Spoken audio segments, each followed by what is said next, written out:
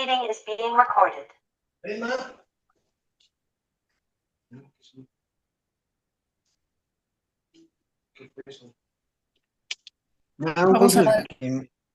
Vamos a dejar entrar un poquito. Les voy a pedir si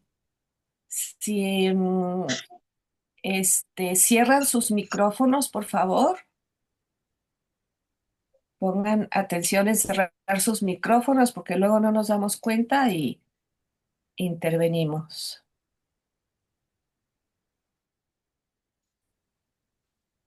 Bueno.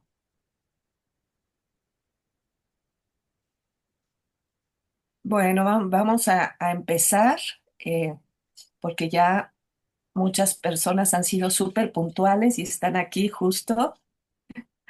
Generalmente empezamos a las 9, Jorge, pero sabemos que tú te tienes que ir antes, entonces vamos a empezar ahora mismo. Sí. Les voy a presentar, tengo el gusto de presentarles a Jorge Ramos Tolosa. Él es un académico, historiador y escritor español.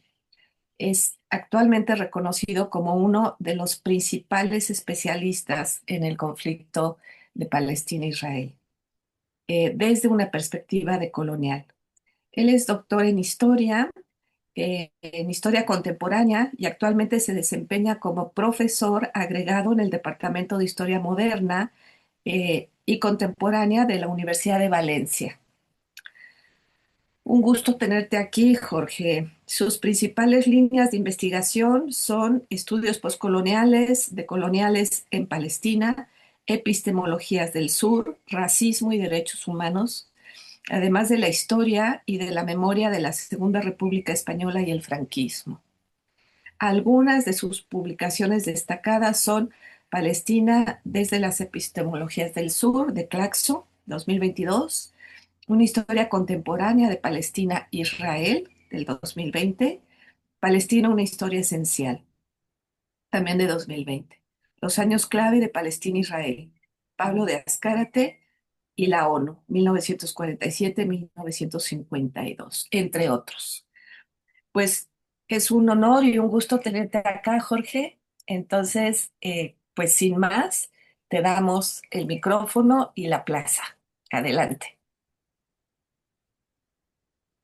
Muchísimas gracias, Márgara.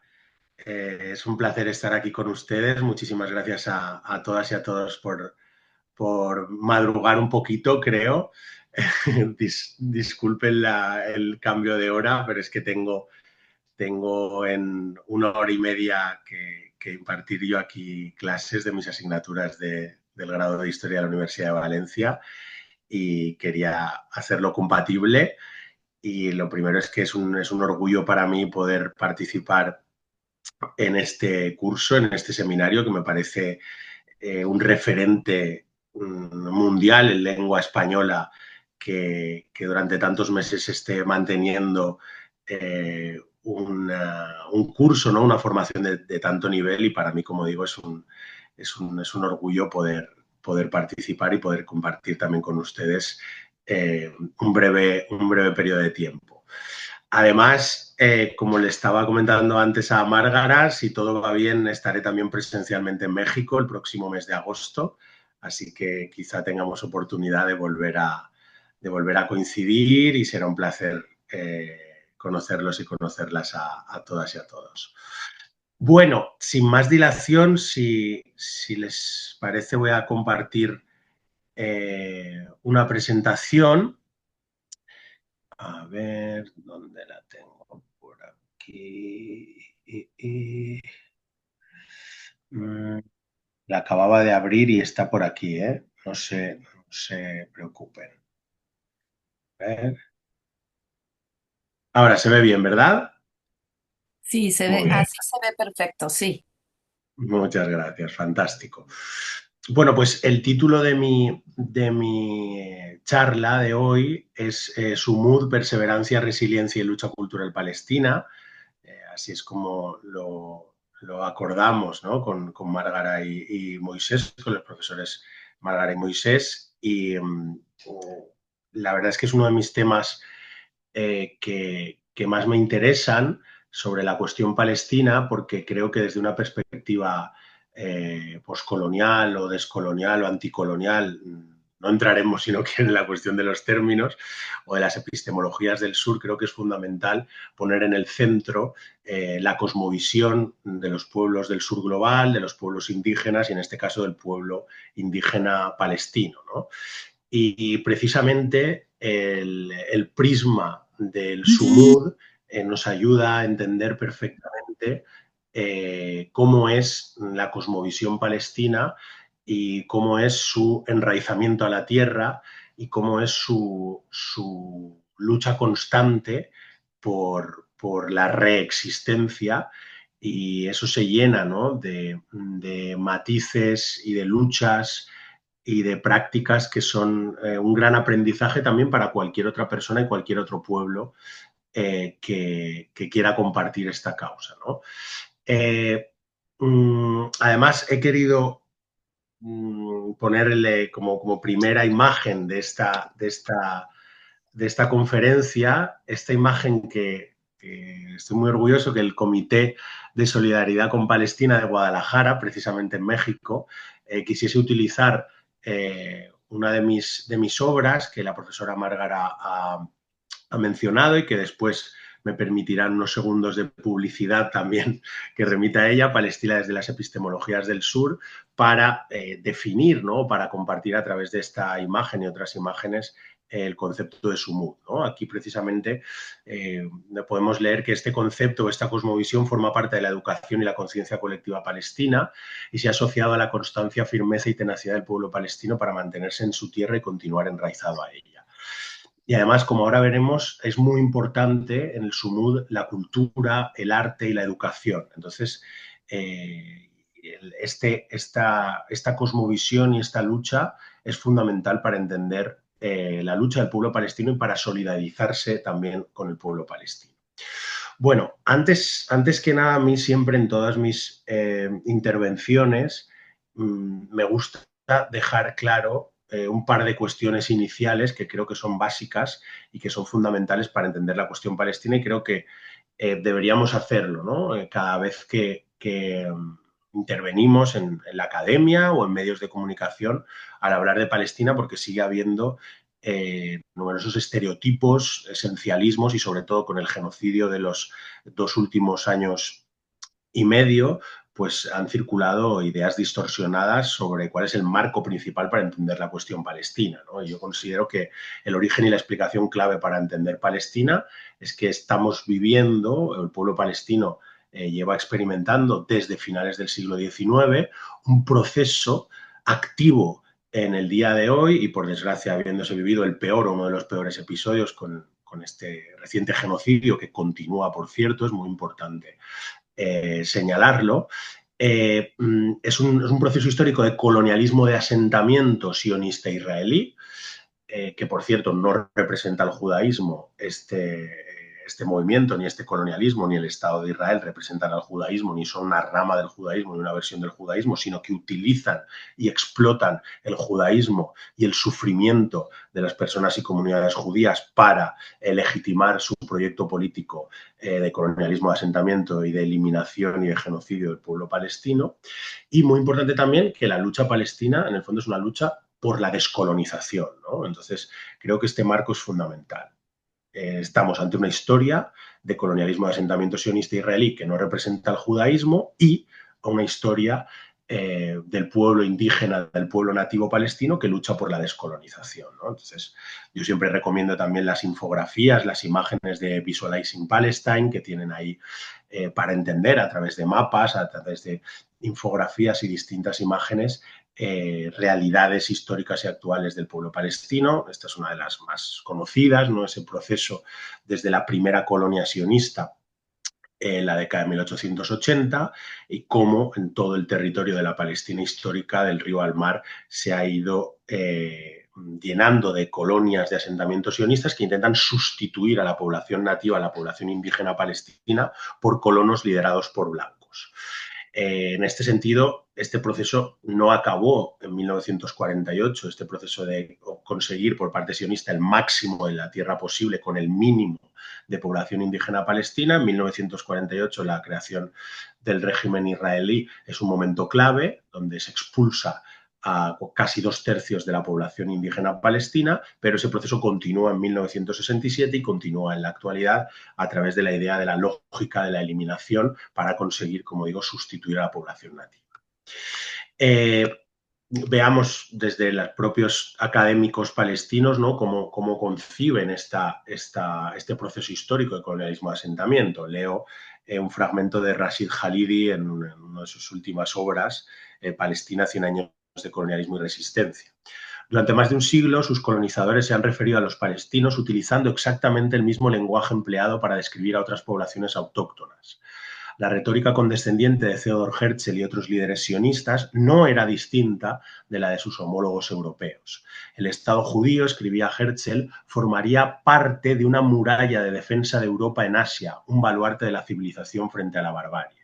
Este era un lenguaje similar al utilizado en la conquista del oeste estadounidense, que terminó en el siglo XIX con la erradicación o el sometimiento de toda la población autóctona del subcontinente, al igual que en Norteamérica, la colonización de Palestina, como la de Sudáfrica, Australia, Argelia y diversas regiones de África Oriental, estaba destinada a producir una colonia de asentamiento de europeos blancos.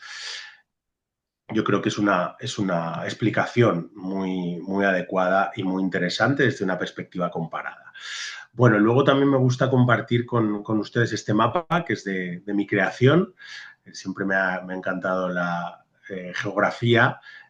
Cuando era pequeño, mi madre también era profesora de historia y me dedicaba a pintar mapas en blanco de distintos territorios en distintas épocas. Ahora ya lo hago a través del ordenador, del portátil y a través de una página web que, si les interesa, se llama MapChart, es esta que he utilizado aquí, que además pues se pueden utilizar proyecciones que no sea la proyección colonial, ¿no?, del siglo XVI de Mercator, que es la más habitual, sino proyecciones un poco más ajustadas, ¿no?, a la realidad.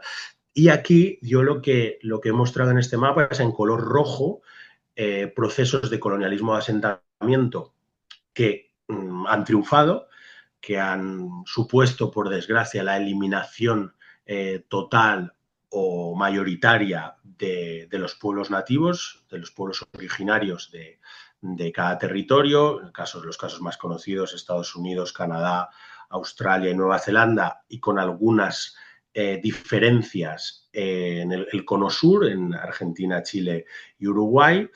En otros lugares que yo pongo aquí en distintas tonalidades de color verde, son lugares sobre todo africanos donde el colonialismo de asentamiento ha fracasado, es decir, los pueblos originarios han conseguido derrotar a los proyectos blancos de colonialismo de asentamiento, los más recientes en Sudáfrica, por ejemplo, con la derrota de la década de 1990 del apartheid sudafricano, o poco antes también en otros países del sur de África o en 1962 en Argelia. Después también pongo entre un círculo en líneas discontinuas, porque me parece muy interesante, por si quieren también que podamos hablar después en el debate, perspectivas que ya está empezando a ver de settled colonialism, de colonialismo de asentamiento en México. He leído, por ejemplo, y les recomiendo un trabajo final de máster de Rosa Navarro en la State University de Nueva York, donde habla del settled colonialism en México, precisamente, mestizaje as a project of elimination, es decir, ella pone en cuestión y también aplica el marco del settled colonialism, del colonialismo de asentamiento, a México, y estudia cómo la idea y la práctica del mestizaje en el pasado y el presente puede ser una lógica de la eliminación equiparable a otros episodios o con singularidades, como siempre estudiamos, a otros episodios de colonialismo de asentamiento. Por eso lo he puesto ahí también en color verde y en líneas discontinuas.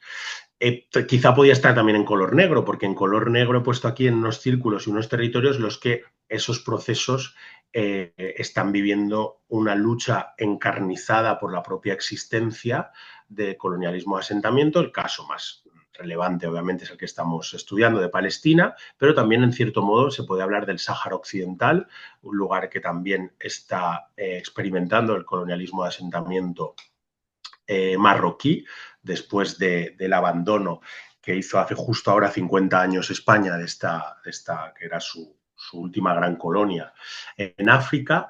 Y en cierto modo también quizás se pueda hablar de otros pueblos originarios, de otros fenómenos, como por ejemplo el de Irlanda del Norte o el de Nueva Caledonia, que tienen algunos puntos en común con este marco del colonialismo de asentamiento, aunque, como digo, hay muchas diferencias, muchos modelos y una gran diversidad interna. Por eso hay que cogerlo con pinzas, como decimos aquí, hay que tomarlo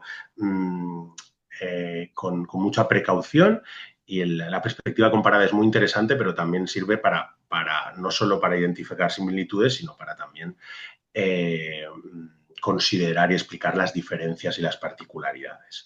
Bueno, hay muchas imágenes, muchas infografías precisamente que nos hablan, ¿no?, de uno de los ejemplos más conocidos de la desposesión nativa, ¿no?, de la tierra nativa, de la tierra de los pueblos originarios, como es el caso de Estados Unidos, y su equiparación precisamente con el proceso de colonialismo, asentamiento y de desposesión nativa en el caso palestino, como tenemos aquí en esta imagen, o en estas otras imágenes, carteles, pósteres, afiches históricos de, en este caso, el que vemos aquí, sionistas en la primera mitad del siglo XX o incluso en la década de 1950-1960, una época muy relevante del cartelismo político, y vemos cómo aquí se puede analizar también de una perspectiva de género, ¿no? Como siempre, el centro es un hombre que muestra su masculinidad hegemónica o su virilidad, que quiere mostrar su fuerza, su bronceado de trabajar la tierra, una tierra además que se presenta como una tierra vacía prácticamente, ¿no? La idea de la terra nullius, tierra vacía,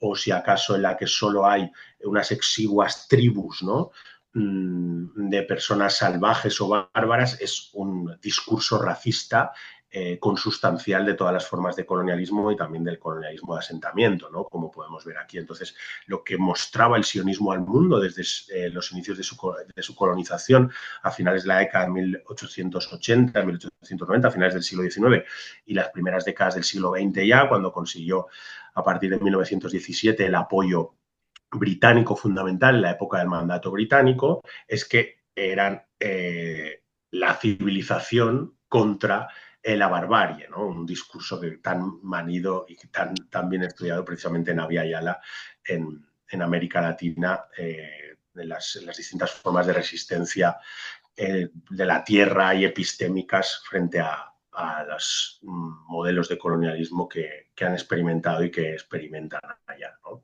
Entonces, creo que es interesante también ver cómo esto se ha visto en otros episodios de colonialismo de asentamiento, este tipo de discursos también gráficos, también desde el cine, también desde la cultura, ¿no? Aquí a la derecha les pongo un póster, precisamente un afiche de Searchers, una de las películas más conocidas, ¿no?, de western, aquí les llamamos indios y vaqueros, de Hollywood, donde vemos también algo similar, ¿no? El centro siempre es un hombre emprendedor, valiente, bravo, que incluso en soledad o con poca compañía afronta un territorio que es gigantesco, que siempre se presenta como vacío, tanto vacío literalmente o si no vacío de civilización, y que intenta justificar la colonización a través de la expansión de esa supuesta civilización, pero que en el fondo es un discurso completamente racista y que intenta legitimar este supremacismo y esta forma de violencia colonial a través de los discursos, de la cultura, de las artes, etcétera, etcétera. Por cierto, yo siempre digo cuando muestro este cartel que al menos aquí en el Estado español, esta película de Searchers, no sé cómo ocurriría en México, fue traducida como Centauros del Desierto. Entonces yo siempre me pregunto Centauros del desierto. qué fumaron o qué tomaron las personas que tradujeron este título de The Searchers a Centauros del Desierto, porque eso también debería ser un motivo de investigación histórica.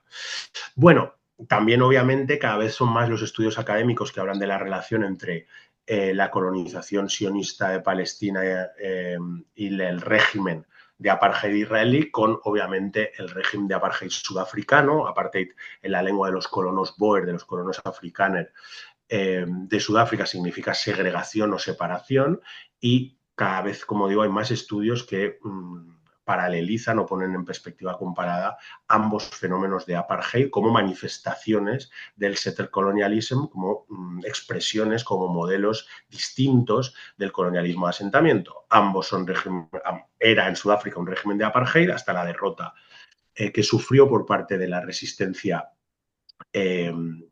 nativa, y es un régimen de apartheid junto con otros elementos, limpieza étnica, colonialismo de asentamiento, ocupación militar y genocidio, también en el caso de Palestina, aunque entre ambos el modelo sudafricano es de colonialismo de asentamiento de plantación, porque la minoría de colonos blancos no podía expulsar fuera de las fronteras que consideraba nacionales a la mayor parte de la población indígena y necesitaba la mano de obra, mientras que en el caso palestino es un tipo de colonialismo de asentamiento puro, decimos, colonialismo de asentamiento puro, donde se intenta expulsar el mayor número posible de personas palestinas para ser sustituidas por colonos. Bueno, obviamente no es motivo de mi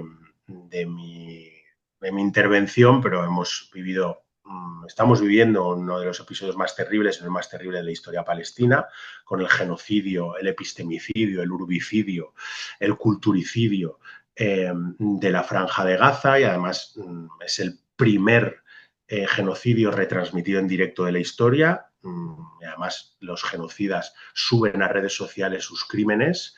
En otros genocidios del pasado se intentaban negar o ocultar las atrocidades que cometían los criminales, mientras que aquí son subidas a redes sociales, a TikTok, a Instagram, etcétera, etcétera. Por tanto, también es un cambio de paradigma en la investigación histórica sobre los genocidios, porque ahora abiertamente se difunde y eso obviamente muestra más claramente que es un genocidio, ¿no? Se ha hablado de muchas formas de genocidio, como pueden ver aquí en esta imagen también de Visualizing Palestine: domicidio, urbicidio, ecocidio, culturicidio o escolasticidio.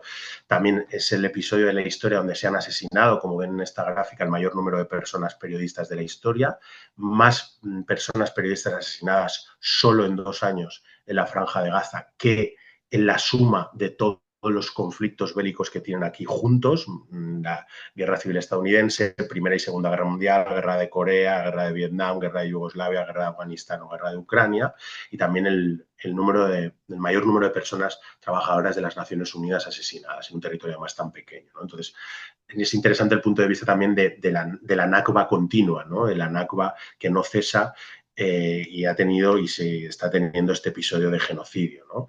Entonces, muchas imágenes y muchas comparativas pueden establecerse de esta Nakba que todavía continúa. Bueno, me centro ahora ya en el Sumud, que es lo que más nos junta, nos une hoy aquí.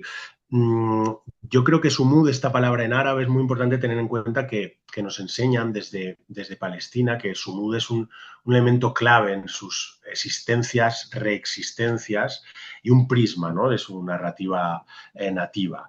Es importante entender que la traducción, como otros conceptos, como otras cosmovisiones de los pueblos originarios, no es sencilla, y no tenemos por qué tener una traducción literal siempre a todo, ¿no? Sobre todo desde Europa o desde el norte global hay que quitarse, ¿no?, esa arrogancia colonial y racista de tantos siglos y comenzar a escuchar y aprender, ¿no?, de tantos otros pueblos. Pero cuando precisamente escuchamos y aprendemos, las personas que hemos viajado a Palestina, que trabajamos día a día de Palestina, el primer viaje allá fue en 2008, pues también vamos aprendiendo cada vez más y más de este Sumud y de este espíritu palestino, ¿no? Yo creo que además el Sumud es indisociable de la mayor hospitalidad que yo nunca he visto, que es la del pueblo palestino, de las mayores ganas de vivir que yo nunca he visto, que son las del pueblo palestino, y las de una resiliencia que ante las peores adversidades, la peor opresión, las máximas atrocidades, siempre existe una fuerza impenetrable, una perseverancia y un enraizamiento a la tierra que permite al pueblo palestino, por eso la frase existir es resistir, como un ejemplo de su sumud y como un ejemplo de su forma de vida, ¿no? De su tenacidad, de su firmeza, de su constancia. Yo creo que podemos decir que Sumud pretende fomentar la perseverancia a través de la dialéctica, ¿no? De la opresión, resistencia, y también se ha vinculado especialmente a la resiliencia y la capacidad de superación de adversidades. Para algunas personas palestinas, como hemos podido escuchar, como nos han enseñado, es una especie de fuerza o de espíritu de impenetrable solidez que permite resistir ante todas las dificultades, y en numerosas ocasiones también se han relacionado con las múltiples formas de resistencia, especialmente no violenta, y desobediencia civil palestina, que aunque a veces se centre el foco en la resistencia armada, legitimada, por cierto, no solo como un derecho natural, sino también por resoluciones de la Asamblea General de la ONU, la inmensa mayoría de la resistencia palestina es una resistencia cotidiana, cultural, artística, poética, etcétera, etcétera, que tiene precisamente mucho que ver con el sur, ¿no? Aquí tenemos una obra precisamente sobre Sumud. Cada vez hay más estudios sobre Sumud relacionándolo con el arte de la existencia y resistencia palestina. Aquí tenemos una imagen, ¿no? Un cartel, un afiche en árabe que viene a decir algo así como el pueblo firme, ¿no? La firmeza de un pueblo, la firmeza del pueblo palestino. También grafitis pintadas en el muro de apartheid de Cisjordania, ¿no? Esa frase que también resume Sumud: existir es resistir, solo la propia existencia ya intenta oponerse, ya se opone al objetivo del colonialismo de asentamiento israelí, de la lógica de la eliminación y de la lógica de la expulsión. Por eso la propia permanencia en la tierra es una forma de resistencia para el pueblo palestino, porque se opone y consigue resistir ante el designio colonial sionista israelí de expulsión y de eliminación. Y por supuesto es muy importante, siempre que hablamos de Sumud, poner a las mujeres en el centro. Es muy importante descolonizar la historia y la perspectiva que tenemos sobre Palestina y sobre el resto del mundo, pero también es muy importante despatriarcalizar la perspectiva que tenemos sobre Palestina y sobre el resto del mundo.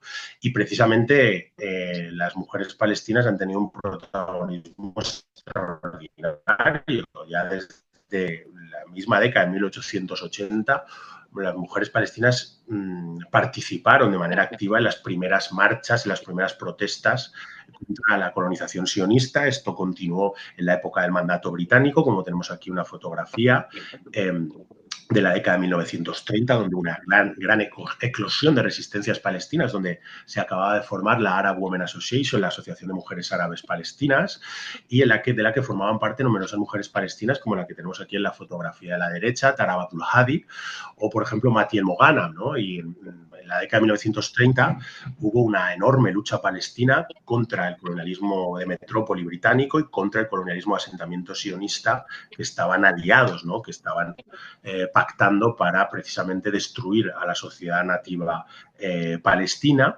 Y es muy interesante muchos episodios también de sumud y de apoyo mutuo entre mujeres palestinas, como por ejemplo el que protagonizaron al final de una manifestación en Al-Quds, Jerusalén, la mujer que tenemos en la fotografía, Tarab Abdul-Hadi, que era musulmana, y ella realizó un discurso final después de una marcha en la iglesia del Santo Sepulcro, que probablemente es el lugar más sagrado para el cristianismo, porque está sentado sobre el lugar en el que se dice la tradición cristiana que se produjo la crucifixión y después la resurrección de Jesús de Nazaret.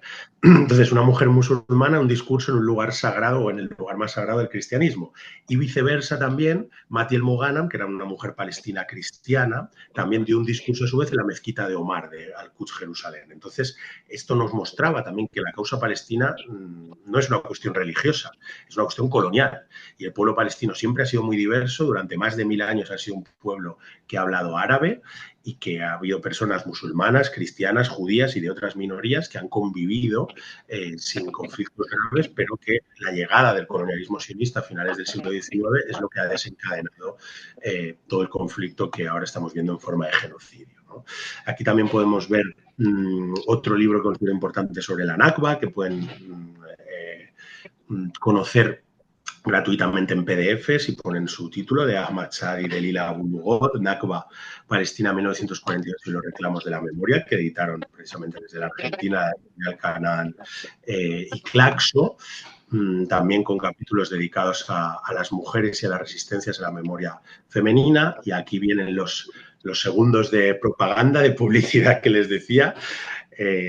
Si quieren, también les interesa, está disponible gratuitamente online en PDF mi libro Palestina desde las epistemologías del sur, que se publicó en Buenos Aires en el año 2022, también por Claxo y por el Centro de Estudios Sociales de la Universidad de Coimbra, y que precisamente tuve el gusto de presentar en la conferencia, en el Congreso de Claxo de la UNAM, en Ciudad de México en el año 2022. Y fue para mí un enorme orgullo poder presentarlo en su ciudad, en Ciudad de México, a la que espero volver en los próximos meses. Y también he tenido la suerte que este libro ha sido reeditado en otras ciudades. Por ejemplo, esta edición de 2024 de la editorial Trinchera se publicó Palestina desde las epistemologías del sur en Caracas, en Venezuela, con un prólogo de Shuruk Dukwa, que es la coordinadora del movimiento venezolano de solidaridad con Palestina. También Palestina desde las epistemologías del sur se volvió a publicar en Santiago de Chile, en esta imagen que tienen aquí, y el pasado año 2025 se volvió a publicar en otra edición también en la ciudad de Buenos Aires, ¿de acuerdo? Entonces, bueno, espero que si quieren leer, hablo también de su mood y desarrollo algunas de las ideas que estoy compartiendo hoy con ustedes. Recomendaciones también, muy importante este documental, si no lo conocen les animo a conocerlo, Hijas de la Nakba. Es un documental precisamente dirigido por una amiga, por una compañera activista, Estela Vidal, aquí también del país valenciana, y ella ha viajado muchas veces a Palestina y este documental además es relativamente corto y se puede pasar en clases o en diferentes actos, en centros culturales, en jornadas. Dura 35 minutos aproximadamente y es una historia de Palestina contada a través del testimonio de 8 mujeres palestinas. Aquí tenemos a una de ellas, Hawa Jawaya, de Nilain, del pueblo de Cisjordania de Nilain, y repasa algunos de los episodios históricos más importantes de la historia palestina desde el prisma femenino y también algunos aspectos de la actualidad, muy recomendable.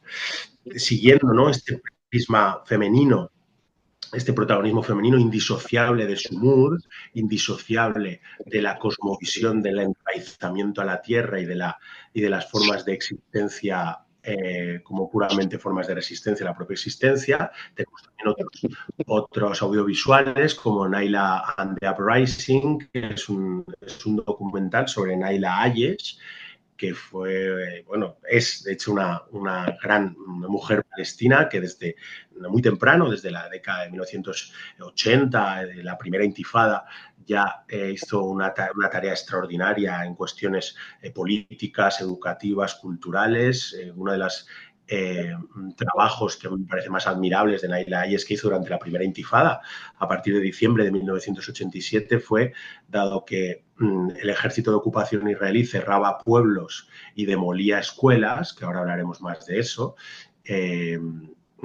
Naila Ayesh propuso y ayudó a construir escuelas bajo tierra para que no pudiesen ser destruidas por el ejército israelí, para que las niñas y los niños palestinos no pudiesen perderse ni un día de clase, porque la apuesta del pueblo palestino por la educación es absolutamente increíble y es absolutamente admirable.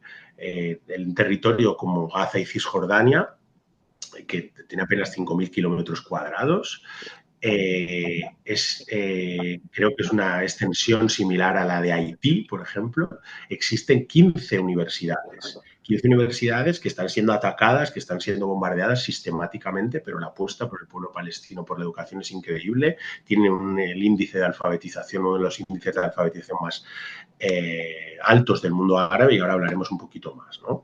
Siempre que hablo de Sumud también me gusta poner el ejemplo durante la primera intifada también de la llamada intifada de la leche, que se dio en el pueblo de Beit Sahur, un pueblo muy cercano a la ciudad de Belén, en Cisjordania, que muestra esta película de animación de Wonti Teitin, donde quien protagoniza la película de animación y quien protagoniza este hecho son unas vacas. Unas vacas porque resulta que, claro, como el ejército israelí, he mencionado antes, cerraba numerosos pueblos para que no pudiesen resistir y para que dejasen de esa insurrección tan importante y tan popular de piedras contra tanques, ¿no? Que dio la vuelta al mundo y que creó numerosos movimientos de solidaridad con Palestina. En la primera intifada, precisamente esas imágenes de niños palestinos lanzando piedras contra tanques israelíes, ¿no? Y el ejército israelí rompiendo los huesos de los niños palestinos y unas imágenes terribles que luego los acuerdos de Oslo y los años 90 intentaron, ¿no? Ocultar, intentaron mejorar la imagen de Israel precisamente. Pues uno de los episodios interesantes de Sumud se vivió, como digo, en el pueblo de Beit Sahur, un pueblo de varios miles de habitantes, un pueblo pequeño, en el que allá no producían productos lácteos, no producían leche, ni queso, ni yogur, todo lo importaban de otros pueblos, pero claro, como el ejército israelí cerró el pueblo, lo bloqueó, impidió la entrada y salida de bienes y de personas, tuvieron que buscarse la vida para poder sobrevivir y para tener autosuficiencia económica y soberanía alimentaria. Entonces, el pueblo de Beit Sahur se organizó para conseguir vacas con las que pudiesen obtener leche, queso, yogures, pero claro, el pueblo estaba cerrado, entonces organizaron una expedición fuera de Beit Sahur para conseguir vacas, todo clandestinamente, claro, y bajo la vigilancia israelí. Consiguieron efectivamente 18 vacas. Las aprendieron a ordeñar, aprendieron a trabajarlas y así pudieron mantener esa autosuficiencia y esa resistencia durante años, durante la primera intifada. Y la respuesta del ejército israelí fue declarar a esas 18 vacas como una amenaza a la seguridad nacional. Esto es una historia real, no es una historia de ficción. Y buscaron a las vacas por tierra, por mar, porque no tiene mar, pero por tierra y aire, hasta con helicópteros Apache. Y por eso, ¿no? Esta película de animación de Wanted 18, porque fueron buscados por el ejército israelí y como otras veces ha pasado en Palestina, lo mejor es que no consiguieron encontrar las vacas y el sumud del pueblo palestino, su perseverancia, su constancia en resistir en su propia tierra, les hizo precisamente avanzar y conseguir vencer, ¿no? al Goliat israelí o israelo-estadounidense. Bueno, yo creo que una de las imágenes de Sumud más representativas y más simbólicas son precisamente las de mujeres palestinas abrazando olivos. El olivo es el símbolo, o un símbolo de Palestina, es un símbolo de la paz, un símbolo mediterráneo. Y precisamente el ejército y los colonos israelíes han talado en el último medio siglo más de 1 millón, se calcula, de olivos palestinos. Han talado, han quemado, han destruido. Por eso el olivo simboliza el sumud porque tiene un crecimiento lento, pero está muy bien enraizado a la tierra, resiste sequías, da sus frutos. Entonces es una imagen metafórica del sumud del olivo y la relación sumud-olivo, olivo-sumud, siempre con gran protagonismo femenino, creo que es fundamental para entender esta cosmovisión y este sumud, ¿no? Entonces, precisamente han sido muchas, ¿no?, mujeres palestinas las que se han negado a la destrucción, al talado, al quemado de olivos y se han abrazado a ellos, como tenemos aquí esta famosa fotografía de Mahfouda Ode en la primera década del siglo XXI abrazándose a este olivo, ¿no?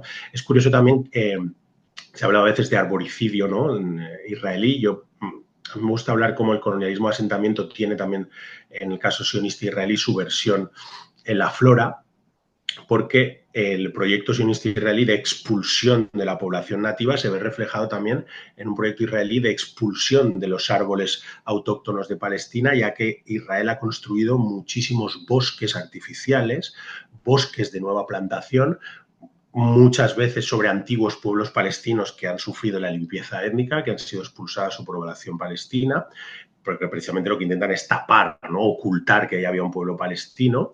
De hecho, por ejemplo, en el bosque israelí de nueva creación de Biria, al norte de la Palestina histórica, en Galilea, está situado este bosque de Biria sobre 6 antiguas localidades palestinas que sufrieron la Nakba, que sufrieron la limpieza étnica de 1948, ¿no? Entonces, es una metáfora también. El proyecto sionista israelí de colonialismo de asentamiento intenta expulsar a la población nativa y también intenta expulsar a la flora, a los árboles nativos como el olivo, las higueras, los almendros.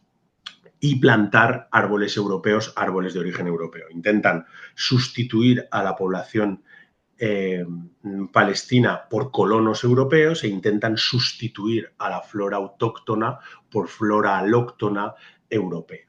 Pero muchas veces resulta que han crecido olivos espontáneamente dentro de plantaciones y dentro de árboles que han plantado los israelíes después, porque aunque hayan conseguido talar la superficie, no han conseguido destruir la raíz.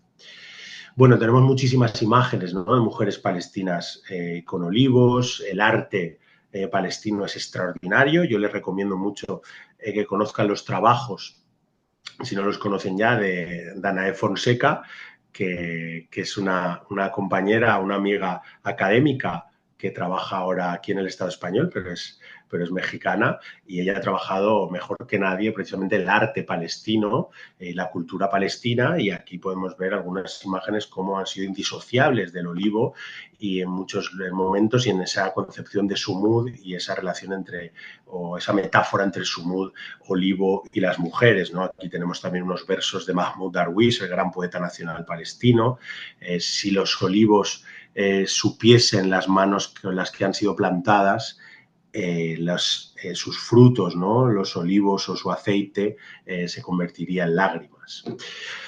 Muy importante también, siguiendo con la relación entre sumud y mujeres, que tenemos dos patrimonios culturales inmateriales de la humanidad que son palestinos y que son protagonizados por mujeres. En primer lugar, la Hikaye palestina, una forma de expresión narrativa que transmiten de generación en generación mujeres contándoselas sobre todo a mujeres que se juntan para esta transmisión oral que es tan importante y para precisamente transmitir memoria, transmitir identidad palestina a través de la narración, algo que tiene una riqueza y una diversidad extraordinaria durante siglos y que ha conseguido conservar identidad y conservar la memoria. Les invito a que lo puedan conocer. Son ya más de 20 años, ¿no?, cuando fue proclamada la Hikaye palestina, y es una de las maneras también de sumud, ¿no?,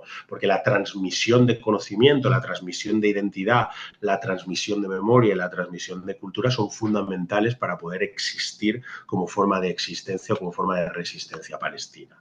Igualmente, también es patrimonio cultural inmaterial de la UNESCO, de la humanidad, el arte del bordado en Palestina y el arte del tatriz, que quizá hayan conocido porque se han realizado numerosos talleres, ¿no?, de tatriz, de bordado palestino, en el contexto del genocidio en Gaza desde hace 2 años y medio. También está inscrito en la lista representativa del Patrimonio Cultural Inmaterial de la Humanidad, y los vestidos de mujeres palestinos y todo el arte del bordado es de un valor y una belleza extraordinaria. Además, también transmite identidad dependiendo del lugar, dependiendo del momento, tienen sus propios modelos. Transmite también, es una forma de comunicación y es una forma también de que el pueblo palestino resiste a través de la cultura, una forma de resistencia cultural. Por eso digo que sumud no puede entenderse si no se entiende que también la forma de existir y de resistir del pueblo palestino es indisociable a la educación, a la cultura y a la expresión artística. Y esto, a su vez, a mí me recuerda con esta publicación, ¿no?, del Movimiento Nacional de Mujeres Tejedoras Mayas de Guatemala, porque creo que es importante llamar la atención, un pequeño paréntesis, que, claro, todos los poderes coloniales, o numerosos poderes coloniales y dictatoriales, han intentado destruir la cultura escrita, quemar libros. La propia monarquía hispánica en México, en Yucatán, quemó libros masivamente en el siglo XVI. El Tercer Reich, la Alemania nazi, quemó libros consideraba prohibidos. Israel quemó casi 30.000 libros, documentos, fotografías y diarios palestinos en la década de los 50 porque consideraba que era una amenaza a su seguridad. Entonces, ante esto, ¿no?, y ante también la importancia de la transmisión oral y de la transmisión cultural y en los tejidos, pues a mí me encanta siempre hablar de los tejidos palestinos, del arte del bordado palestino, y también de otros lugares del mundo, como es este caso guatemalteco, donde el Movimiento Nacional de Tejedoras Mayas habla de que nuestros tejidos son los libros que la colonia no pudo quemar, ¿no? Los tejidos también como forma de expresión y como forma de comunicación y de transmisión de conocimientos y de saberes. Aquí tenemos algunas de las fotografías de las universidades palestinas. La mayoría de los estudiantes y las estudiantes palestinas son mujeres, por cierto. Obviamente y por desgracia, todas las universidades palestinas de la Franja de Gaza han sido destruidas, pero ya se están reconstruyendo. No ha sido la primera vez y con esto me gustaría acabar la cuestión de la reconstrucción. Avanzo ya. Y es muy importante que entendamos que en esta última fotografía que pueden ver aquí abajo a la derecha, que claro, el ejército israelí, los colonos israelíes destruyen, demuelen sistemáticamente escuelas palestinas y universidades palestinas, pero la apuesta del pueblo palestino es tan grande y tan importante que incluso, como vemos en esta fotografía, para no perderse ni un día de clase y por la importancia fundamental de la educación en Palestina, si tienen que dar clases sobre las ruinas o al aire libre para no perderse un día de clase, lo hacen. Pero igualmente muchas veces se juntan personas de todo el pueblo, de toda la ciudad donde ha sido demolida una escuela y en 24 horas intentan reconstruir como pueden esa escuela para que no se pierda un día de clase. Es un ejercicio de autoorganización popular y de apoyo mutuo extraordinario que ha ocurrido muchas veces sistemáticamente durante décadas, ¿no?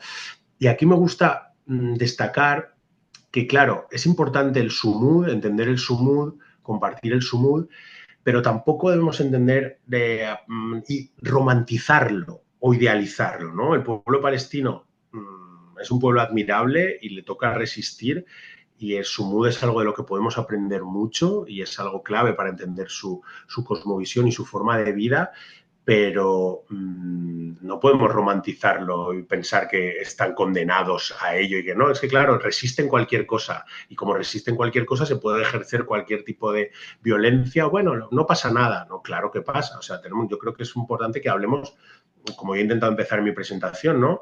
Con una dialéctica de colonización-descolonización, una dialéctica que haga frente, ¿no? Como escribiría Fanon también, que haga frente a la violencia colonial con la lucha de los pueblos originarios, pero sin romantizarlos y entendiendo que esa lucha es por la descolonización y que ojalá el pueblo palestino no tuviese, ¿no?, que basarse tanto en el sumud, porque eso significaría que ha conseguido su liberación y ha conseguido su descolonización como pensamos que más tarde o más temprano ocurrirá como otros episodios de descolonización, ¿no? Entonces creo que es importante llamar la atención, ¿no?, sobre esto, porque a veces he visto ya se está extendiendo mucho la idea de sumud, pero a veces lo he visto incluso que rozan, y sobre todo me lo han comentado también amigas y amigos de Palestina, que hay que tener cuidado con no romantizar y seguir hablando, ¿no?, que obviamente es una respuesta a un proceso de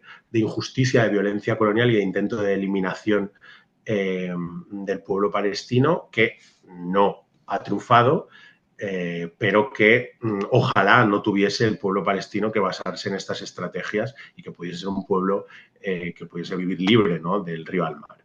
Bueno, aquí tenemos más imágenes precisamente de escuelas palestinas que han sido demolidas, pero para no perderse un día de clase continúa el estudio. El estudio también ha continuado en algunas ocasiones y en algunos contextos en la Franja de Gaza durante este genocidio. Han continuado leyéndose tesis doctorales, aunque el edificio de la universidad estuviese destruido, clases online.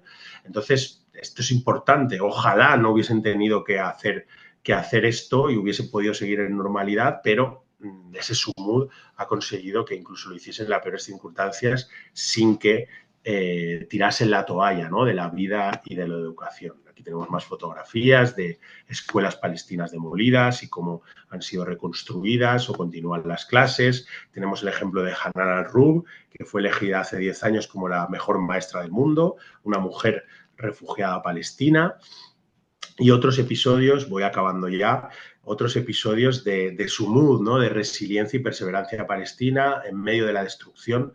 La vida continúa ojalá no hubiese habido este genocidio, ni la ocupación, ni la apartheid, ni la limpieza étnica, pero el pueblo palestino lleva en su experiencia reciente que la vida tiene que continuar, y aquí tenemos numerosas fotografías no solo de este último periodo de genocidio, sino también del genocidio anterior, en los bombardeos de verano de 2014, cuando también se asesinaron un número menor, pero también terrible, más de 2.000 personas en Palestina, incluyendo más de 500 niños y niñas, y aún así el pueblo palestino quiso seguir sembrando o alimentando la esperanza, como diría el poeta palestino Mahmoud Darwish, ¿no? Vemos también como muchas veces este sumud hace que, como vemos aquí en la imagen de arriba a la derecha, personas palestinas planten olivos cuando los olivos son arrancados, o incluso cuando muere una persona se plantan 10 o 100 olivos, o cuando olivos son arrancados también se plantan muchos más, y eso es otra forma, ¿no?, de, frente a la muerte, enseñar vida, frente a la muerte, plantar vida. Tenemos muchas fotografías al respecto. A mí me gusta mucho también como ejemplo de sumud esto que ocurrió hace 11 años, en 2015, en la Franja de Gaza, después de los peores bombardeos que había sufrido el pueblo palestino hasta este actual genocidio, los de verano de 2014, y después de esos bombardeos, en el barrio de Sujaya, en la ciudad de Gaza, el pueblo palestino confeccionó la mayor alfombra roja que se había hecho nunca en el mundo y la extendió entre las ruinas de Gaza para que por ahí pasasen las personas invitadas, las personas asistentes a un festival de cine de derechos humanos, y un festival de cine de derechos humanos en medio de las ruinas de Gaza. Y este festival no se llamó Sumud, pero se llamó Al-Karama. Al-Karama significa en árabe dignidad. Yo creo que es una palabra también fundamental para el pueblo palestino y que es inseparable del Sumud. Y si hablamos de sumud, para mí uno de los ejemplos más importantes de la perseverancia en la tierra, de la existencia como forma de resistencia y del enraizamiento, es un pequeñito pueblo de origen beduino, un pequeñito pueblo palestino, disculpen, que se llama Al-Araqib, que está situado en la Palestina del 48, en lo que ahora llaman Israel, en el sur, en el desierto del Nakab, del Negev. Y fíjense esta noticia del año 2018. Al-Araqib se niega a rendirse después de 133 demoliciones. Claro, esto es Sumud y esto es Palestina. ¿Qué significa que se niega a rendirse después de 133 demoliciones? Un pequeño pueblo de poco más de 20 familias de origen beduino contra la tecnología israelo-estadounidense, la más poderosa y la más avanzada del mundo. Pues esto es precisamente el pueblo palestino, es David, esta vez el pueblo palestino contra Goliat. Y claro, podemos ver la historia solo como la historia de las demoliciones, podríamos decir ahora aquí, o solo de la violencia israelí, o solo del genocidio, de la ocupación. Pero hay que hablar siempre de la otra cara, que es la resistencia, que es el sumud, ¿no? Y ambas siempre tienen que ser complementarias y ambas siempre tienen que contarse también, porque a veces escuchamos muchos discursos que solo hablan de violencia o que si solo hablan de sumud pueden llegar a romantizarla, ¿no? Entonces, por eso siempre tenemos que hablar de colonialismo, limpieza étnica, apartheid, genocidio, ocupación militar y también de resistencia, reexistencia, sumud, etcétera, etcétera. Al-Araqib, 2018, 133 veces. En 2021 ya 186 veces reconstruido este pequeño pueblo. En 2023, 219 veces reconstruido en este pueblo. A finales de 2024, 232 veces y sigue y continuará así. Y esto es Palestina y esto es Sumud. Es el poder popular y la autoorganización contra el intento de eliminar el paso por la tierra del pueblo palestino. Muy importante este cartel reciente, el concepto de árabe de sabber, que no tiene traducción literal, pero podría ser algo así como paciencia, precisamente. Entonces, el sabber, la paciencia, es algo muy importante para el pueblo palestino y también ayuda a entender las resistencias antiimperialistas que existen precisamente en estos días, ¿no? La lucha por la descolonización es una lucha muy dura y muy larga. Entonces, el pueblo palestino lo sabe muy bien, es una lucha de desgaste y que no se mide en meses ni en años, sino muchas veces se mide en décadas o en siglos. Bueno, tenemos el ejemplo también del pueblo de Lifta, que se considera el último pueblo virgen de Palestina.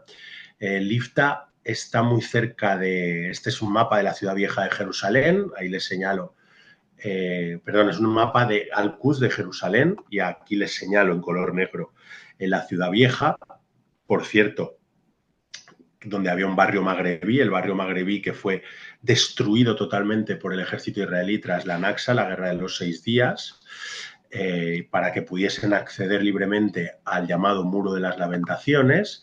Y ahí vemos en color verde en un círculo Lifta, un pueblo palestino que sufrió la limpieza étnica de la Nakba en 1948 y que está al noroeste de Jerusalén y que está, por cierto, muy cerca de Yad Vashem, que es la mayor institución israelí de recuerdo de genocidio nazi, ¿no?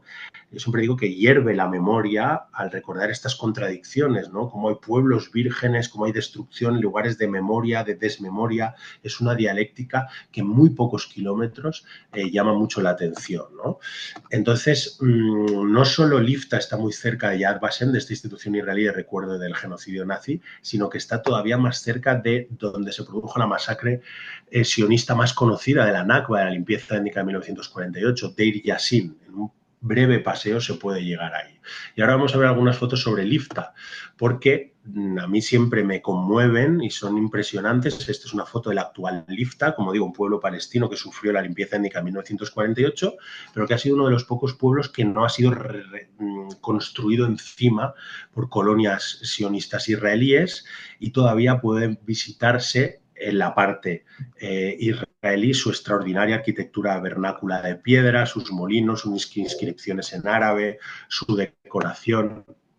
Y ha habido proyectos de reconstrucción de la memoria, como el que están viendo, lugares donde crecen las higueras, los higos chumbos, porque ahí había vida palestina. Y la verdad es que ha habido iniciativas como Save Lifta y a mí me gusta mucho hablar también de pintadas, de grafitis.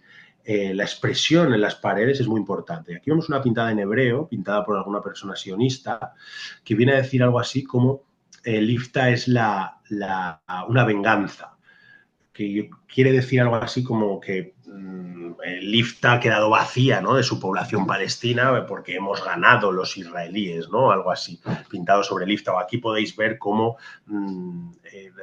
destruimos o desalojamos pueblos, etcétera, etcétera.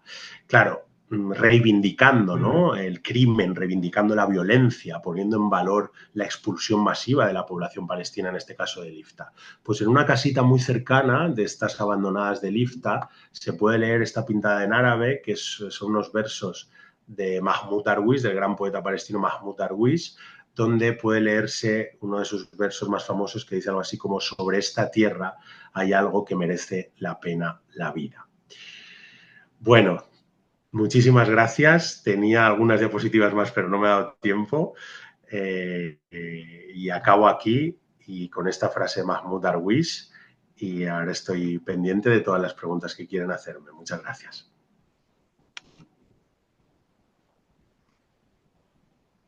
Ay, Jorge, nos has dejado sin palabras.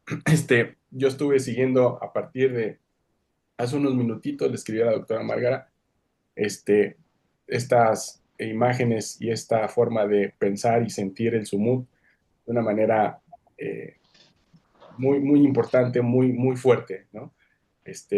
Disculpa, doctora Márgara, que me haya metido así y saludo a mis colegas con mucho cariño, pero es que también es una luz de esperanza, ¿no?, que también nos da Jorge. Te aprovecho para saludarte y para mandarte un abrazo. Doctora Márgara, disculpa, por favor, adelante. Adelante.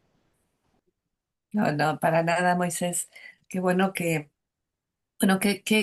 gusto poder desarrollar esto, Jorge, porque sí es algo que se deja ver, ¿no? Esta resistencia y sobre todo em, que nos hace ver de manera retrospectiva también las resistencias que han ido fundando, pues el espíritu descolonizador de muchos de nuestros territorios, ¿no? Em, la lucha palestina es una lucha viva, eh, hay muchas otras también, pero digamos, el tiempo que ha resistido es muy, muy impactante, ¿no? Como tú nos mostraste en los mapas, pues podemos ver cómo se arrasó los territorios de Norteamérica y otros, ¿no?, con la misma forma de asentamiento de colonialismo de asentamiento, que creo que esto, pues sí, algunos especialistas podían hacer esa diferenciación, pero no era tan claro como lo es ahora, ¿no? Un colonialismo que solo puede existir si extermina todo lo nativo y se convierte en lo nativo, ¿no? Em, Esta cosa que tú presentaste al inicio, em, seguro tú conoces esta entrevista que Gilles Deleuze le hace a Elias Sambar, ¿no? Que es como también muy metafórica en el sentido de que Elias Sambar dice, pues los palestinos somos los pieles rojas de América, ¿no? Para los israelitas. Y eso es algo que se constata cada vez más. Esa, y no solo ya para Palestina, ¿no? Sino con el gran proyecto que hoy nos muestra Israel para transformar toda esa región. Lo que también es, creo, muy impactante es reconocer que desde el inicio em, la colonización de Palestina por el sionismo fue pensada como una barrera de Occidente y que esto también lo tenemos que tener muy claro, ¿no? Como una barrera de ese proyecto supremacista, blanco, civilizatorio occidental. Y entonces también preguntarnos si justamente ahí, en ese lugar y con esa resistencia tan fuerte que hoy también tiene eco en todo el mundo, porque es algo también que estamos viendo, ¿no? Como digamos, como que la, el mito, el velo que nos alejaba de lo que pasaba en Oriente Medio, ¿no? En esa especie de conflicto, ahora es claramente una lucha entre los colonialistas occidentales, supremacistas, blancos, ¿no? Y el resto del mundo. Creo que eso también, pues, cambia el lugar actual de Palestina, ¿no? Palestina ha cambiado de lugar y creo que eso es, pues, por decirlo así, algo que se va a ir viendo también poco a poco en el futuro, ¿no? Que no es una reacción, digamos, por supuesto, ha tenido que pasar una cosa muy, muy grave como es el genocidio para que la gente reaccione y vea una realidad. Pero una vez que eso está ahí, yo creo que es imparable. No sé, Jorge, ¿tú qué opinas? Y sí, la imagen final, pues es muy, ese pueblo, ¿no? Esas ruinas que están ahí, ¿no? Que de alguna manera, por alguna razón, no han sido totalmente tiradas, ¿no? Em, Donde eso permanece, ¿no? Y incluso en esos grafitis todavía hay un diálogo, ¿no? Es muy, muy impactante. Pues sí, como dice este, mi colega Moisés, nos dejas un poco sin palabras, pero con, con mucha esperanza también, ¿no? En relación a las posibilidades de la resistencia. Eh, y sí, entiendo esta idea de no romantizarla, pero sin duda es muy sorprendente. Un pueblo que se agarra a su tierra, a las ruinas, a las piedras, ¿no? Y que de alguna manera, pues dicen de aquí no me van a mover. Eh, sí es en la época actual, ¿no? Es como muy conmovedor y muy sorprendente. Pues abrimos la palabra. Moisés, si tú quieres decir algo más, Me aquí dejaste tenemos. pensando, doctora Márgara, que incluso las ruinas siguen siendo un espacio en disputa, ¿no?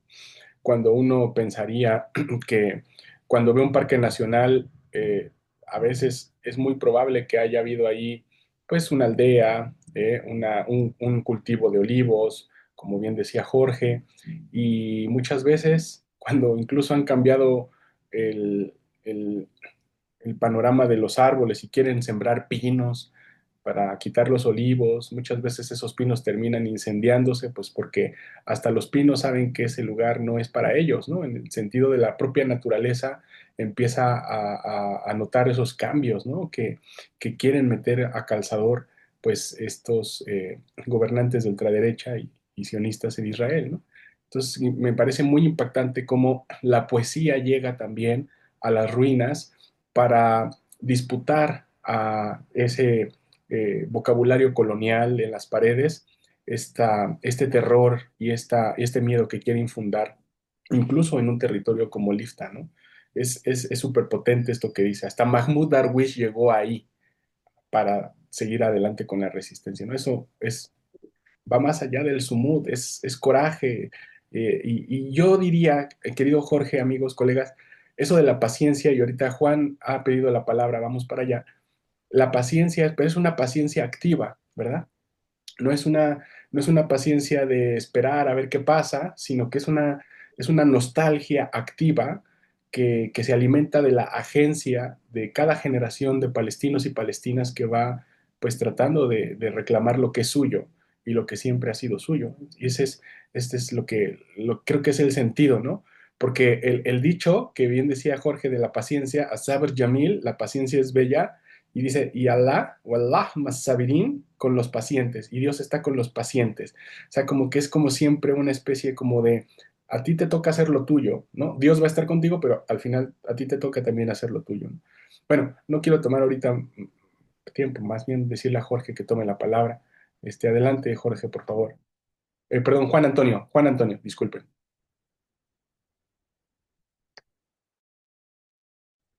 Hola, buenos días. Muchas gracias. De verdad, muchas gracias. Es una sesión muy interesante, muy importante, y la verdad ha hecho mucho esta tarea de generar empatía, pero también a la vez, como bien dicen, no romantizar lo que es una lucha, porque al final de cuentas es una lucha, no se le puede ni restar valor ni al final de cuentas discriminar en nuestras partes. Pero eh, mi pregunta ya directamente va precisamente ante ante esta narrativa de dibujarla, ¿no? Ante el inminente plan frontista y sionista de reconstruir Gaza, por ejemplo, o también la preocupación que, que hay a ser olvidados por otras crisis internacionales, ¿cómo evolucionará el SUMUS para no desvirtuar al país?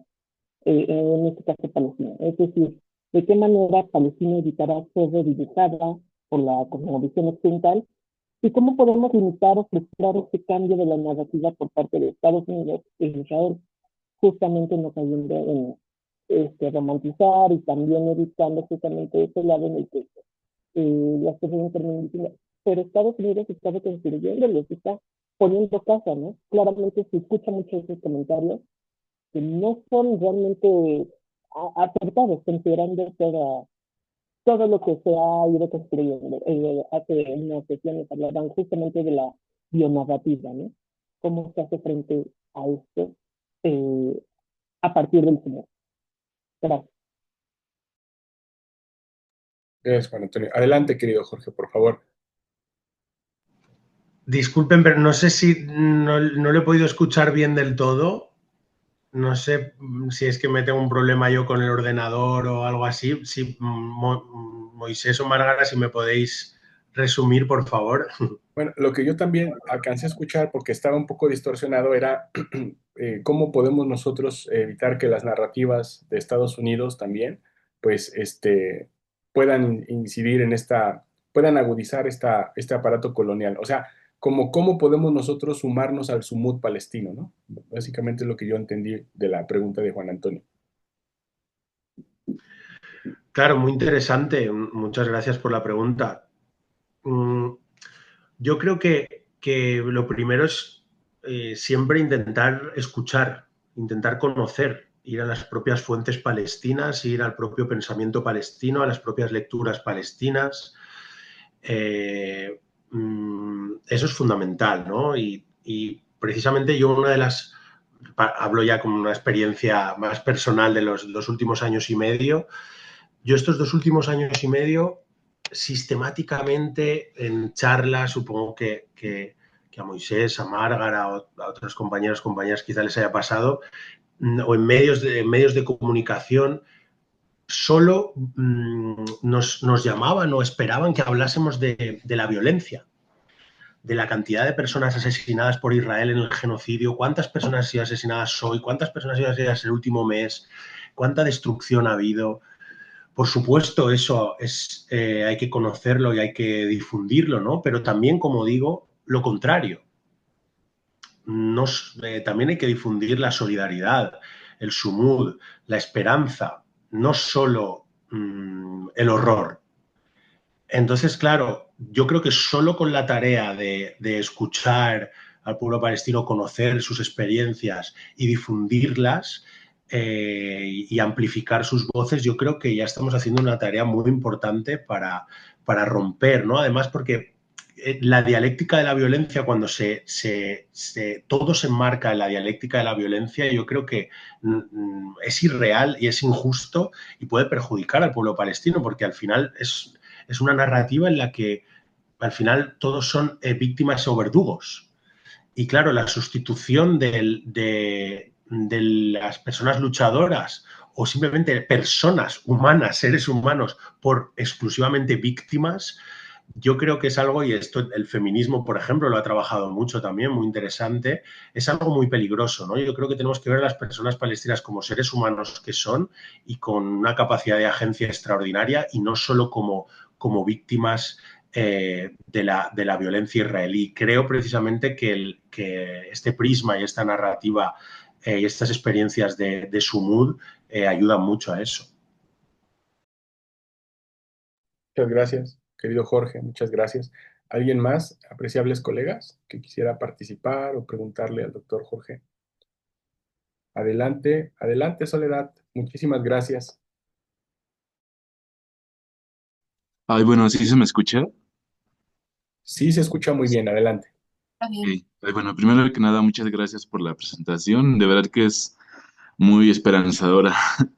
Y bueno, mi pregunta iba más un poco más enfocada como al cómo ha ido cambiando esta noción, esta noción de sumut con el pasar del tiempo, que pues supongo que lo importante no es como tal la palabra, sino la vivencia encarnada, el cómo los cuerpos, la comunidad va construyendo toda esta esperanza, toda esta historia, toda esta fortaleza también.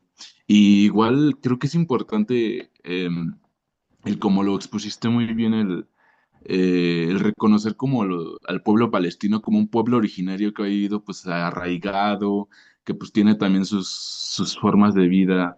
Y me gustó muchísimo el cómo lo entrelazaste, lo hilaste con, con los pueblos originarios que vivimos acá en Abya Yala.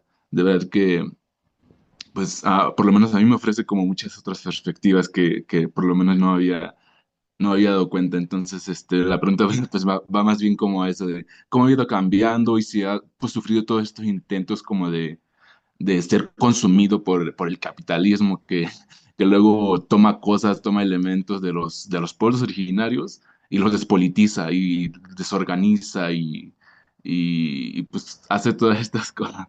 Bueno, muchas gracias. ¿Quieres que tomemos otra pregunta y las juntamos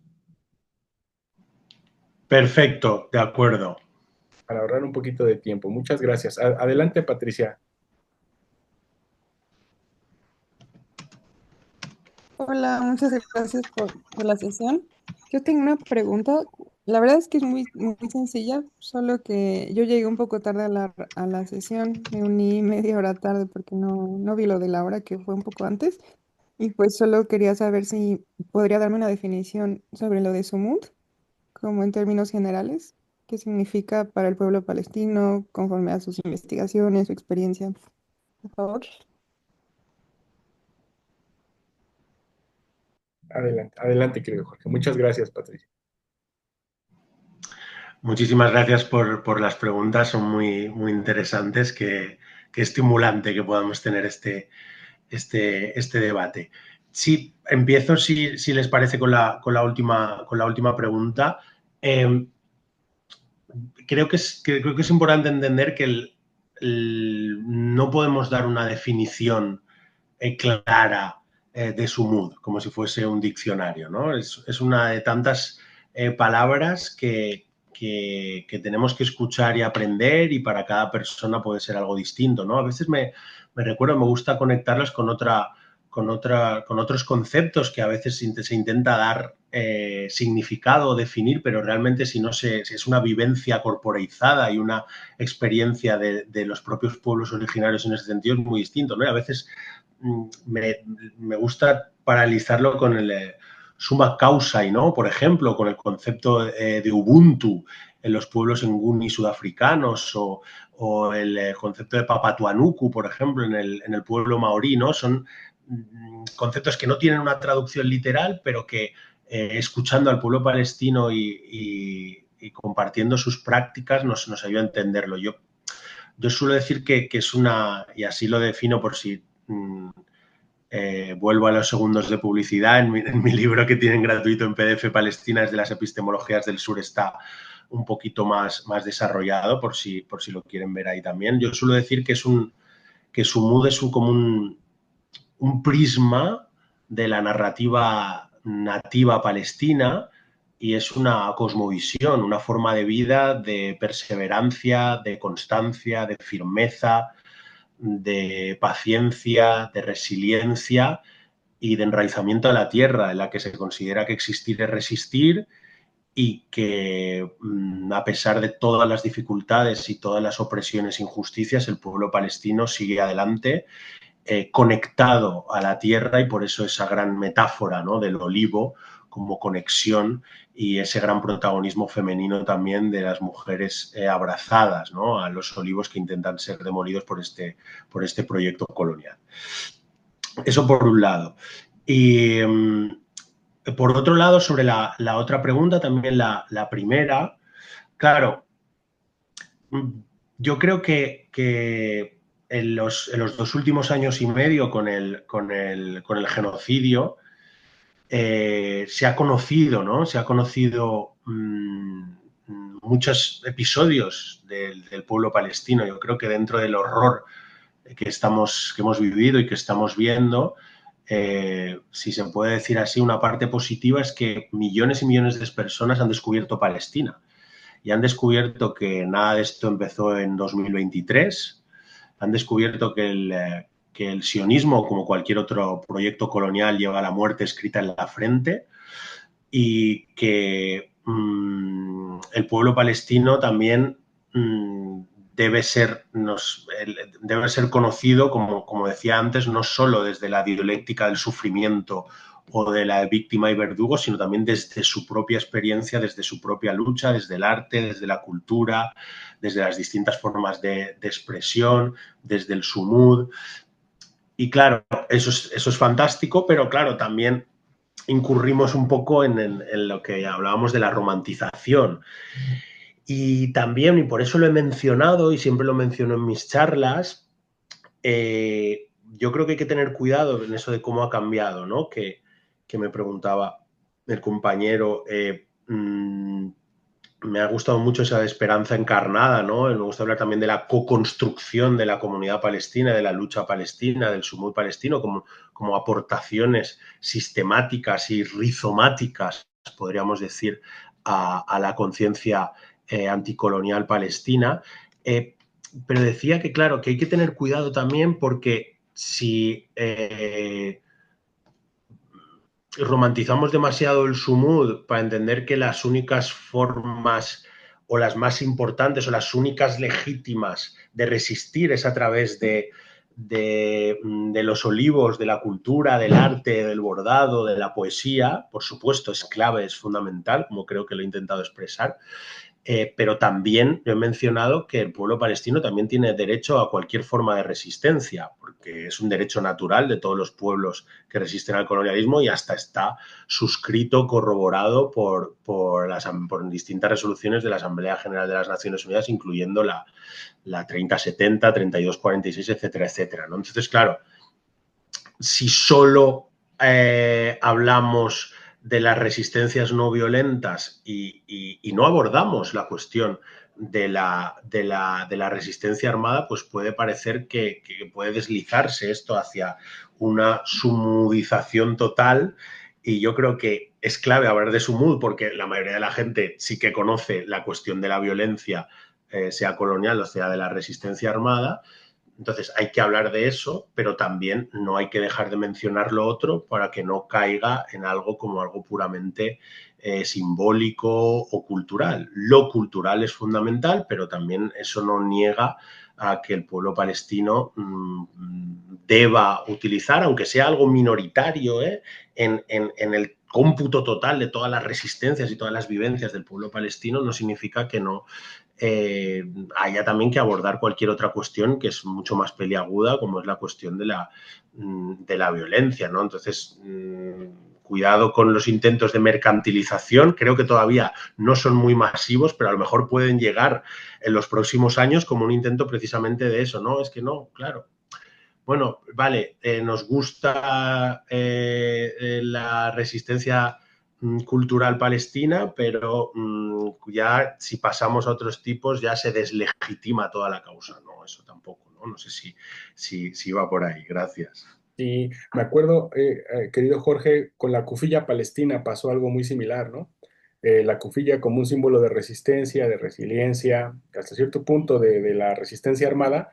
Luego andaban tiendas como Zara y otras vendiendo ropa con cosas de la kufilla palestina carísimas y la gente, mucha gente, quiero decir, se subió al mainstream, ¿no? Y ahí andaba también playeras de una marca Levi's con la cara del Che Guevara, también, o sea, hay una reapropiación de la contracultura, ¿no? También. Y eso también es cierto, hay que cuidar que la Sumut no caiga en eso, ¿no? También, es muy, muy cierto. ¿Sí? Es cierto. Adelante, querida Margarita.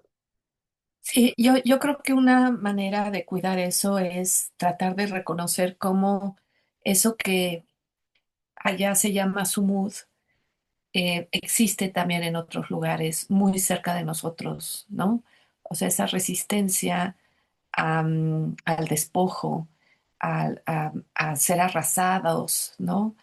Que no es solo una resistencia cultural, sino también material y, y subjetiva, ¿no? Yo creo que ahí hay una disposición que es muy clara en Palestina por, por la fuerza de la devastación, ¿no? O sea, las imágenes que tú nos enseñas es, pues aunque nos tiren la escuela, vamos a ir el día siguiente a aprender ahí, entre las ruinas, ¿no?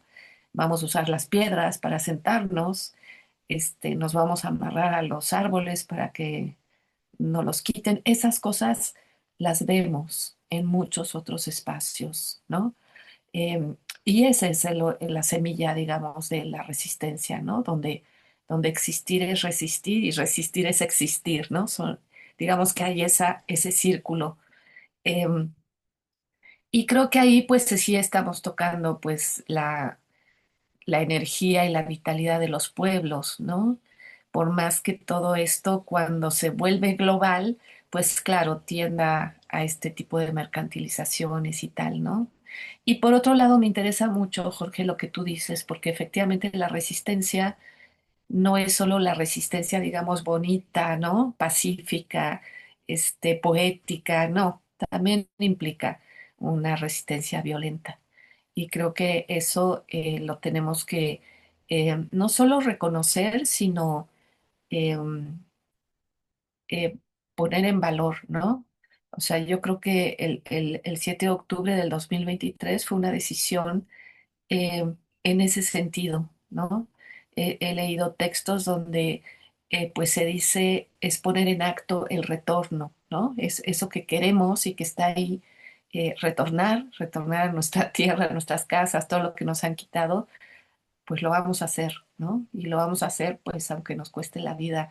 Esas acciones creo que tienen que ver también con esa lógica de la resistencia y no, yo por lo menos pienso que el trabajo del imperialismo ha sido pensar que esa violencia en primer lugar es la única que existe y que además es primaria, ¿no? Es originaria. La violencia la tienen ellos, ¿no? Y nosotros solo respondemos. Y creo que lo que ha pasado ahora es que se ha visto, pero en todos los planos, como eso no es así. Y sí pienso que eso tiene que afectar, pues algo como, si lo podemos llamar como un inconsciente universal, que de repente se da cuenta de que mientras todo iba, pues estaban masacrando gente ahí desde hace años, ¿no? Y estaban terminando una cultura y estaban haciendo limpieza étnica y no sabíamos mucho de eso y no queríamos saber, ¿no?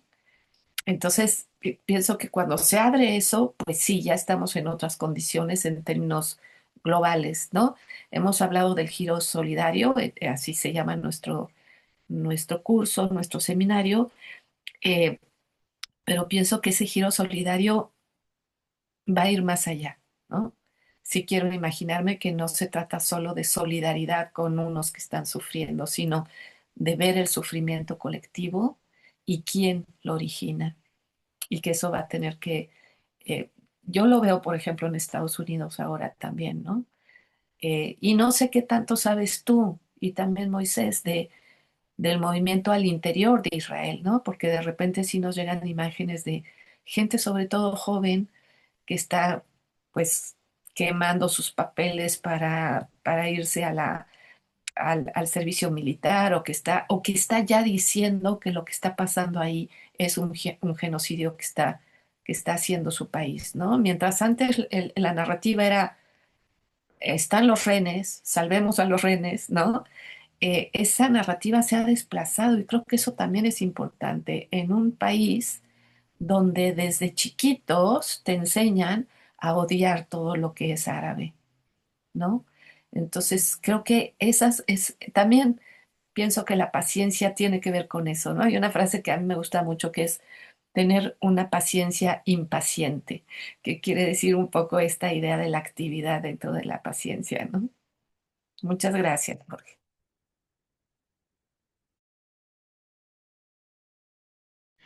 Muchísimas gracias, Márgara. Muy interesante todo y totalmente de acuerdo. Me encantaría quedarme mucho más tiempo con ustedes, pero ahora tengo clases. Si quieren hacer la última comentarios o preguntas, no sé, estoy en la facultad, así que solo tengo que bajar 2 pisos, pero puedo estar 5 minutos más o si quiere alguien preguntar algo más. No, querido Jorge, al contrario, simplemente agradecer formalmente tu esfuerzo. Moisés, quizás solo leerle un poquito, porque Ay, aquí la perdón. gente, sí, Jimena puso el común que propone el EZLN, la digna rabia, que nos hemos ido apropiando en muchos espacios, ¿no? Yes, Y pues sí, una acción directa, pacífica y violenta, ¿no? Nada más, son comentarios que pusieron ahí para que te los lleves. claro. Sí, la, Disculpen, la hola, mi nombre es César. Buenos días. Yo tenía una pregunta muy sencilla. Jorge, bueno, y muchas gracias por la presentación. Jorge, al inicio sacas un mapa. En el mapa, Irlanda no sería igual que Sudáfrica, no debería de estar en verde, no logró superar un colonialismo. Digo, independientemente de Irlanda del Norte, que estaba en negro, obviamente que sigue luchando, ¿no? De alguna forma. Gracias. Claro, sí, muchísimas gracias. Ese mapa da mucho debate, mucho que hablar, pero yo es un intento que simplifica un poquito pedagógico que utilizo en clase por si sirve una perspectiva comparada, pero hay muchísimas críticas posibles y muchos debates. Sí, ahí lo que muestro es que como no se puede diferenciar en ese mapa Irlanda de Irlanda del Norte, yo entiendo que la lucha continúa abierta porque hay una parte de Irlanda que sigue estando colonizada por el Reino Unido.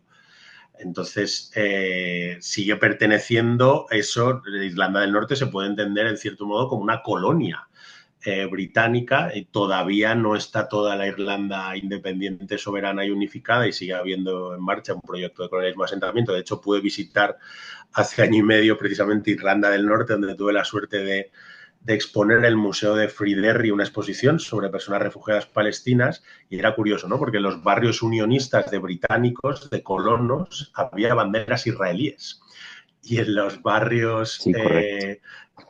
de población irlandesa republicana de mayoría católica, aunque no es un conflicto religioso, pero ahí está esta cuestión, estaba lleno de banderas palestinas, ¿no? Entonces es muy curioso, pero muchísimas gracias por el comentario. Solo un último apunte, si me permiten, que es de la última parte que tenía varias diapositivas más, y es que quería compartir, eso lo podemos hacer otro día o podemos hablar por mail, les escribo aquí mi mail por si me quieren escribir. Puedo pasar igualmente también si quieren si se lo piden a Márgara, a Moisés o me escriben a mí mismo esta presentación, este PowerPoint, pero estoy intentando desarrollar también la idea de su mood de ida y vuelta, de solidaridad de ida y vuelta, su mood de ida y vuelta, para precisamente poner en valor y visibilizar las incontables experiencias de solidaridad que ha habido desde México, por ejemplo, extraordinarias, desde este lado del Mediterráneo, y cómo muchas veces, ¿no? Tenía una foto por aquí que vi de una de las muchísimas marchas que ha habido en Ciudad de México, de una señora con un cartel que pone si México rompió relación con el franquismo, precisamente otro tema que me llega también aquí, si México rompió relación con el franquismo, ¿por qué ahora se acobarda con el genocida Israel? ¿No? Muy interesante también de estas distintas maneras, las acampadas universitarias que ha habido. Aquí, cuando sufrimos hace poco más de un año unas inundaciones enormes, nos enviaron mensajes de apoyo desde las ruinas de la Franja de Gaza, mientras que ultras de fútbol israelíes en partidos europeos, cuando había minutos de silencio por las víctimas de aquí de las inundaciones, pitaban, intentaban boicotear el minuto de silencio, mientras los israelíes intentaban boicotear la solidaridad y nos enviaban mensajes por redes sociales. Se lo tienen merecido porque son pro-palestinos. Pues desde las ruinas de Palestina nos enviaban mensajes de apoyo mutuo y de solidaridad, ¿no? Entonces yo creo que también ese sumud de ida y vuelta, o esa solidaridad de ida y vuelta, es algo muy bonito, y es algo también que hay que valorar y hay que difundir. Muchísimas gracias. Gracias, Jorge. Pues solamente recordarles a nuestra apreciable audiencia que entre el 25 y el 30 de agosto próximos se va a celebrar la Feria Internacional del Libro de las Universitarias y Universitarios, y Jorge va a estar aquí en México. Entonces, les haremos llegar la invitación para que vean los eventos donde va a estar Jorge y donde le vamos a poder acompañar, y adelantarles el spoiler, que lo vamos a traer a la Facultad de Ciencias Políticas, y Márgara y yo nos vamos a encargar de las cuestiones técnicas. Así que, Jorge, vas a ser muy bienvenido aquí con nosotros para seguir adelante con el diálogo. Muchas gracias. De corazón, gracias. Muchísimas gracias. Encantadísimo. Hasta pronto. Hasta pronto, querido Jorge. Gracias a todas y todos. Nos vemos, apreciables colegas, el 12 de marzo, que es la siguiente sesión, Poesía y Resistencia, con Walid Saleh, que va a estar también acá con nosotros. Y bueno, estaremos todos invitados con el recordatorio pertinente. Un abrazo hasta España, Jorge, y un abrazo a todas y todas. Márgara, muchas gracias por abrir la sesión, por estar aquí y por seguir adelante con Palestina. Gracias y hasta pronto.